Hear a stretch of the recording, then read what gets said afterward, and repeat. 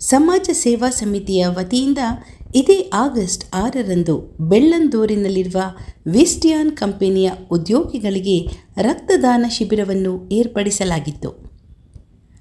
ESI ಆಸ್ಪತ್ರೆಯ ರಕ್ತ ಘಟಕದವರಾದ doctor ಶ್ರೀಲತಾರವರ ನೇತೃತ್ವದಲ್ಲಿ ಒಟ್ಟು 62 ದಾನಿಗಳ ರಕ್ತವನ್ನು ಸಂಗ್ರಹಿಸಲಾಯಿತು.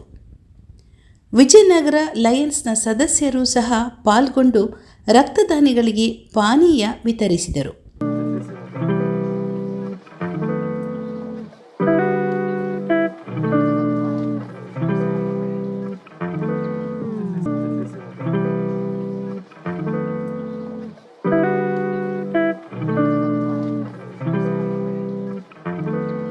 ಹಾಗೆಯೇ ವಿಸ್ಟಿಯಾನ್ ಕಂಪನಿಯ ವತಿಯಿಂದ ಶಶಿಕಲಾ ರೆಡ್ಡಿ ಅವರ ನೇತೃತ್ವದಲ್ಲಿ ಅಲ್ಲಿ ಬಂದವರಿಗೆ ಊಟದ ವ್ಯವಸ್ಥೆಯ ಜೊತೆ ಸುಸಜ್ಜಿತವಾಗಿ ಎಲ್ಲ ರೀತಿಯ ವ್ಯವಸ್ಥೆಯನ್ನು ಮಾಡಲಾಗಿತ್ತು.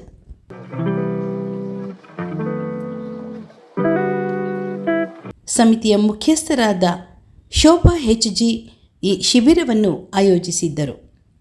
ಭಾಗವಹಿಸಿದ ಎಲ್ಲರಿಗೂ ಸಮಿತಿಯ ಕಡೆಯಿಂದ ಧನ್ಯವಾದಗಳು.